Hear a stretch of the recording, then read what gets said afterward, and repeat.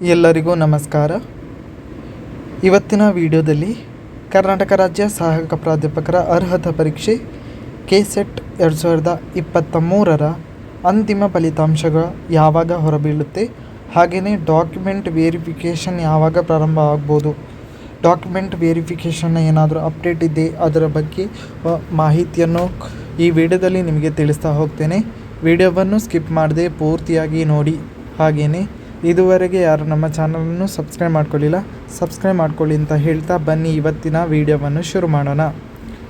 ತಮಗೆಲ್ಲ ತಿಳಿದಿರುವ ಹಾಗೆ ಕರ್ನಾಟಕ ರಾಜ್ಯ ಸಹಾಯಕ ಪ್ರಾಧ್ಯಾಪಕರ ಅರ್ಹತಾ ಪರೀಕ್ಷೆ ಕೆಸೆಟ್ 2023 ಜನವರಿ 13, 2024ರಂದು ನಡೆಸಿದರು.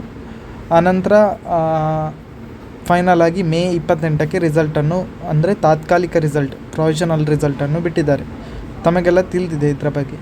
ಆದರೆ ಅಂತಿಮ ರಿಸಲ್ಟ್ ಒಂದು 10-15 ದಿವಸದಲ್ಲಿ ಬರಬೇಕಿತ್ತು, ಆದರೆ ಇನ್ನೂ ಸಹ ರಿಸಲ್ಟ್ ಬಂದಿಲ್ಲ. ಹಾಗೆಯೇ ಡಾಕ್ಯುಮೆಂಟ್ ವೆರಿಫಿಕೇಷನ್ ಏನು ಸರ್ಟಿಫಿಕೇಟ್ ಬಿಡುಗಡೆ ಮಾಡ್ತಾರೆ, ಅದರ ಡಾಕ್ಯುಮೆಂಟ್ ವೆರಿಫಿಕೇಷನ್ ಏನು ನಾವು ಸಬ್ಮಿಟ್ ಮಾಡಬೇಕಿದೆ ಡಾಕ್ಯುಮೆಂಟ್ಸ್, ಅದರ ವೆರಿಫಿಕೇಷನ್ ಯಾವಾಗ ಸ್ಟಾರ್ಟ್ ಆಗ್ಬೋದು ಅನ್ನೋ ಮಾಹಿತಿ ಕೆಇಎಯಿಂದ ಕಾಲ್ ಮಾಡಿ ಕೇಳಿದಾಗ ಅವರೊಂದು ಮಾಹಿತಿಯನ್ನು ಹೇಳ್ತಾರೆ.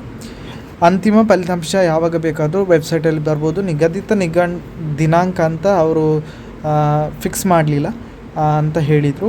ಹಾಗೆಯೇ ಏನೇ ಹೇಳಿದ್ರು ಅಂದರೆ ಅಂತಿಮ ಫಲಿತಾಂಶ ಬರುತ್ತೆ, ಯಾವಾಗ ಬೇಕಾದರೂ ವೆಬ್ಸೈಟಲ್ಲಿ ಬರ್ಬೋದು, ಬಟ್ ನಿಗದಿತ ದಿನಾಂಕವನ್ನು ಫಿಕ್ಸ್ ಮಾಡಲಿಲ್ಲ.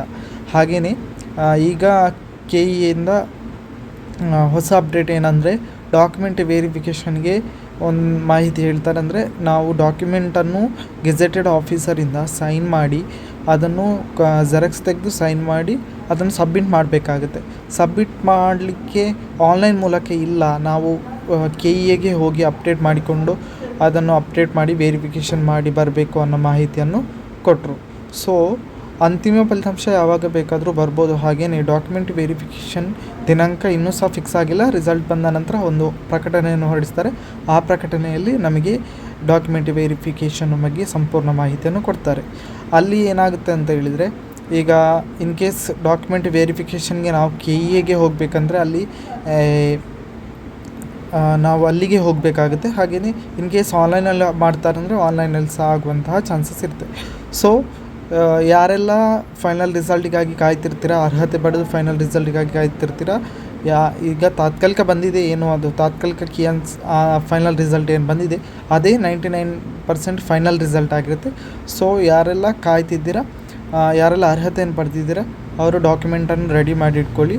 ಅಂತಿಮ ಫಲಿತಾಂಶ ಹೊರಬೀಳುತ್ತಿರುವಾಗೆಯೇ ನೋಟಿಫಿಕೇಷನ್ ಬರುತ್ತೆ. ನೋಟಿಫಿಕೇಷನ್ ಬಂದ ಕೂಡಲೇ ನಾವು ಡಾಕ್ಯುಮೆಂಟನ್ನು ಸಬ್ಮಿಟ್ ಮಾಡಲಿಕ್ಕಿರ್ಬೋದು, ಅಥವಾ ಅಲ್ಲಿ ಹೋಗಿ ನಾವು ವೆರಿಫಿಕೇಷನ್ ಮಾಡುವಂಥ ಕೆಲಸ ಮಾಡಬೇಕಾಗುತ್ತೆ. ಸೊ ಇದಿಷ್ಟು ಕೆಇಯಿಂದ ಬಂದಿರುವಂಥ ಹೊಸ ಅಪ್ಡೇಟ್. ಈ ಮಾಹಿತಿ ನಿಮಗೆ ಇಷ್ಟ ಆಗಿದ್ದರೆ ಲೈಕ್ ಮಾಡಿ, ಹಾಗೆಯೇ ಶೇರ್ ಮಾಡಿ.